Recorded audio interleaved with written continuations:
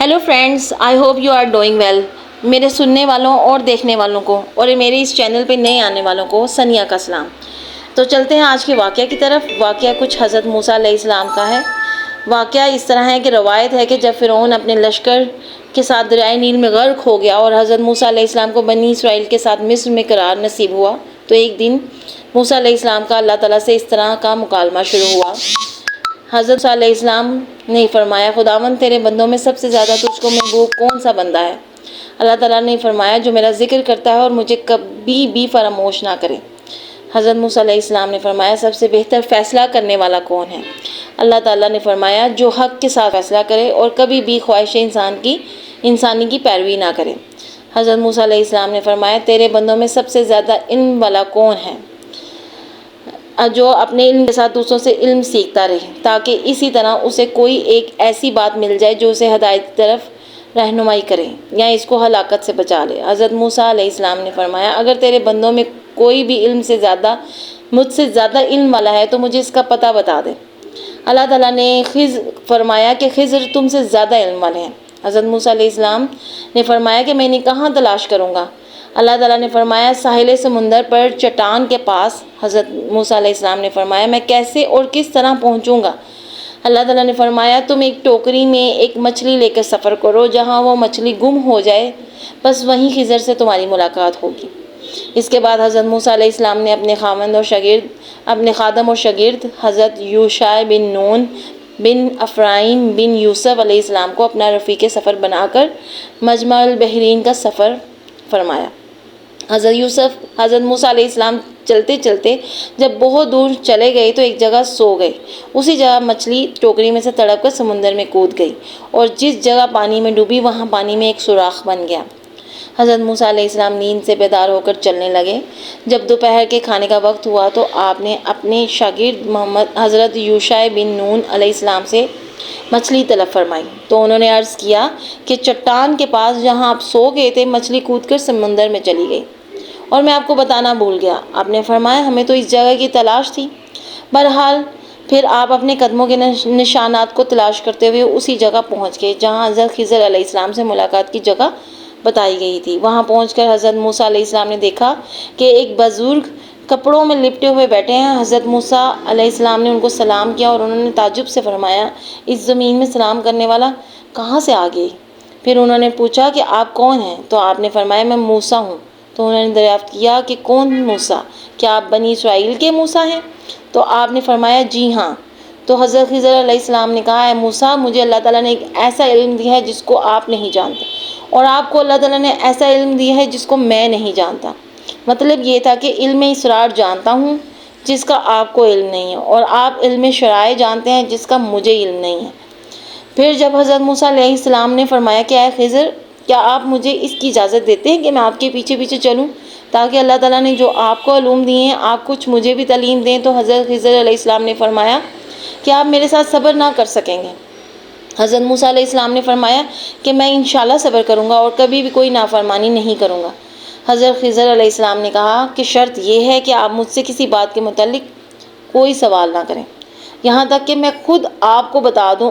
غرض اس عہد و معاہدے کے بعد حضرت خضر علیہ السلام نے حضرت موسیٰ اور یوشع بن نون علیہ السلام کو اپنے ساتھ لے کر سمندر کے کنارے کنارے چلنا شروع کر دیا، یہاں تک کہ کشتی پر نظر پڑی اور کشتی والوں نے ان تینوں صاحبان کو کشتی پر سوار کر لیا اور کشتی کا کرایہ بھی نہیں مانگا۔ جب یہ لوگ کشتی میں بیٹھ گئے تو حضرت خضر علیہ السلام نے اپنے جھولے میں سے کلہاڑی نکالی اور کشتی کو پھاڑ کر اس کا ایک تختہ نکال کر سمندر میں پھینک دیا۔ یہ منظر دیکھ کر حضرت موسیٰ علیہ السلام برداشت نہ کر سکے اور حضرت خضر علیہ السلام سے یہ سوال کر بیٹھے، کیا تم نے اسے اس لیے چیرا ہے کہ اس کے سواروں کو ڈبا دو؟ بے شک یہ تم نے بری بات کی۔ حضرت خضر علیہ السلام نے کہا، کیا میں نے آپ سے کہہ نہیں دیا تھا کہ آپ میرے ساتھ صبر نہیں کر سکیں گے؟ حضرت موسیٰ علیہ السلام نے معذرت کرتے ہوئے فرمایا کہ میں نے بھول کر سوال کر دیا، لہٰذا آپ میری بھول پر گرفت نہ کیجیے اور میرے کام میں مشکل نہ ڈالیے۔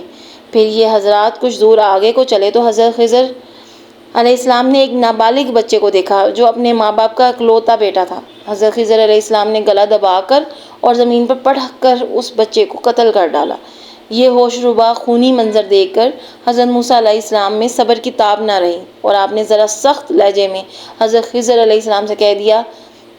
موسیٰ نے کہا، کیا تم نے ایک ستھری جان بلا وجہ کسی جان کے بدلے قتل کر دی؟ بے شک تم نے بہت بری بات کی۔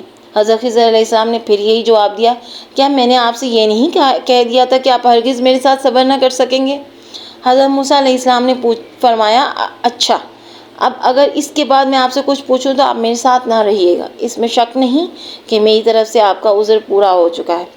پھر اس کے بعد ان حضرات نے ساتھ ساتھ چلنا شروع کر دیا، یہاں تک کہ یہ لوگ ایک گاؤں میں پہنچے اور گاؤں والوں سے کھانا طلب کیا، مگر گاؤں والوں میں سے کسی نے بھی ان صالحین کی دعوت نہیں کی۔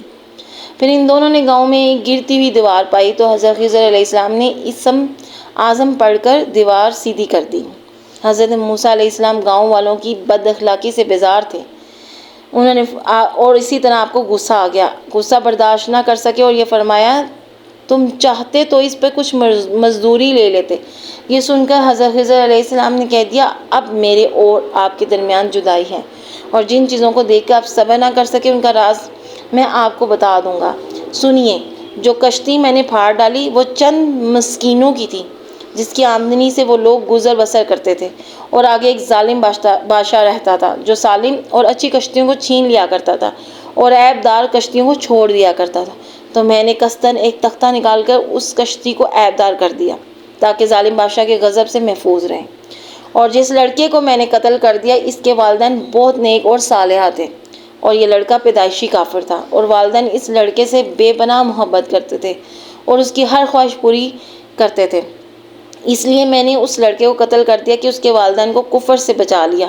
اب اس کے والدین صبر کریں گے، اللہ تعالیٰ اس لڑکے کے بدلے میں اس کے والدین کو ایک بیٹی عطا فرمائے گا جو ایک نبی سے بیاہی جائے گی، اور اس کے شکم سے ایک نبی پیدا ہوگا جو ایک امت کو ہدایت کرے گا۔ اور گرتی ہوئی دیوار کو سیدھی کرنے کا راز یہ تھا کہ یہ دیوار 2 یتیم بچوں کی تھی جس کے نیچے ان دونوں کا خزانہ تھا، اور ان دونوں کا باپ ایک صالح اور نیک آدمی تھا۔ اگر ابھی یہ دیوار گر جاتی تو ان یتیموں کا خزانہ گاؤں والے لے لیتے، اس لیے آپ کے پروردگار نے یہ چاہا کہ یہ دونوں یتیم بچے جوان ہو کر اپنا خزانہ نکال لیں، اس لیے ابھی میں نے دیوار کو گرنے نہیں دیا۔ یہ خداوند تعالیٰ کی ان بچوں پہ مہربانی ہے، اور اے موسیٰ علیہ السلام، آپ یقین و اطمینان رکھیے کہ میں نے جو کچھ بھی کیا ہے اپنی طرف سے نہیں کیا، بلکہ میں نے یہ سب کچھ اللہ کے حکم سے کیا ہے۔ اس کے بعد حضرت موسیٰ علیہ السلام اپنے وطن واپس چلے آئے۔ اسی طرح ہمارے قصے کا آج اختتام ادھر ہی ہوتا ہے۔ ملتے ہیں نیکسٹ ویڈیو کے ساتھ۔ آپ کی دعاؤں کی طلبگار رہوں گی اور آپ کی محبت کی منتظر رہوں گی۔ پڑھتے ہیں درود ابراہیمی۔ اللہم صلی علی سیدنا محمد وعلی آل محمد کما صلیت علی ابراہیم وعلی آل ابراہیم انک حمید مجید۔ اللہم بارک علی محمد وعلی آل محمد کما بارکت علی ابراہیم وعلی آل ابراہیم انک حمید مجید۔